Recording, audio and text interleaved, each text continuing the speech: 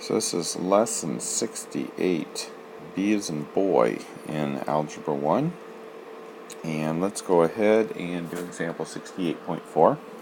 We have A over B plus 1, and that is all over x over b plus 4. Okay, so if we were to write all of these as fractions, that is going to be 1 over 1, and this is going to be 4 over 1. Oops, not 4 over 4. 4 over 1. Alright, so notice I have two fractions on top, different denominators, so I have to find common denominators and add these. Same thing here, I have two fractions here that I have to add. So let's just do them one at a time. Alright, so if I were to look at this here, what do I have here that I'm missing here? A 1. So you can multiply the top and bottom by 1 if you want, but most people just don't even do anything. But let's do that just so that we're doing it the right way. Here I have a 1. What am I missing that I have over here? A b. So in order for this and this to be the same, I need a b over here.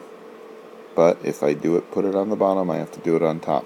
So now notice I have a 1b here and a 1b here. So that means now I can combine. I can combine my tops, and I can put them over that b that I have common. Okay, so now I'm down to one fraction. Let's do the same thing on the bottom. What am I missing here? I'm missing a 1, so I'll put it there and there. And what am I missing here? Well, I'm missing a b. So I'll put a b here and a b here. So now I can put my numerators together. And since I have common denominators there, they're both over b. Now, I have one fraction here, one fraction there, which means that I can take this bottom one, flip it upside down, and multiply it. So I'm going to take my top fraction, which is right here, and I'm going to multiply it by my bottom one, but I'm going to flip it over. Okay, now when I multiply, I've got b times a plus b. Don't forget to group this one here because it's got a plus sign there. And the bottom one I'm going to group.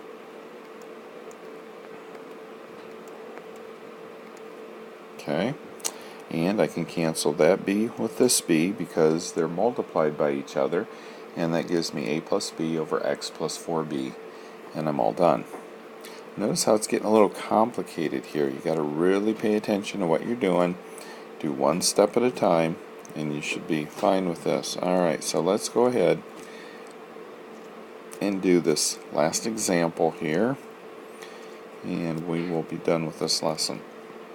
Alright, so we have a to the minus 1 power x plus b to the minus 1 power y over x to the minus 1. Okay, so in algebra, one of the things that you do is you always take care of your negative exponents first. The negative exponents have to be taken care of first because you can't do anything when you have a negative exponent. Alright, so if you remember, the negative on the exponent means that this a and the exponent are in the wrong place.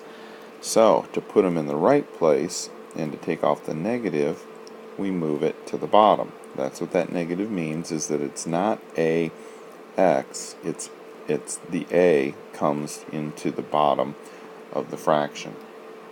So let's go ahead and write this.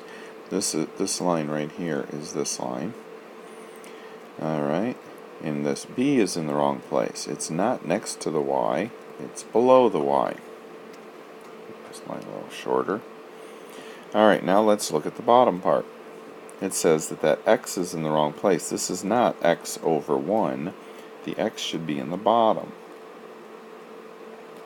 Okay, so there I took care of all the negative exponents. Now I can continue on. Alright, so let's look at this top part right here. I do not have common denominators. I've got an a here and a b here. Well, what am I missing over here that I have there? I'm missing a b. So I'll put a b there and a b on top. Now what am I missing here that I have over here? An a. So I'll put an a on top and an a on bottom. Now if you'll notice, I have a BA on bottom, BA on the bottom. So I have common denominators. So now I can put these two together. I'm going to put this alphabetical order, put it AY instead of YA, and make this AB. Alright, 1 fraction over 1 fraction. Okay, now that I have 1 fraction over 1 fraction, I can take this, multiply it by the inverse. And I can erase this. Okay, now I can multiply these two. So this is going to be x times bx plus ay over ab. Now look at what we've got here. Is there anything I can cancel? Do I have any ab's together up here? Nope. Do I have any x's? I've got an x here. Do I have an x down there? Nope. So that is the end. I can't do anything else. That's my answer. And that's it for lesson number 68.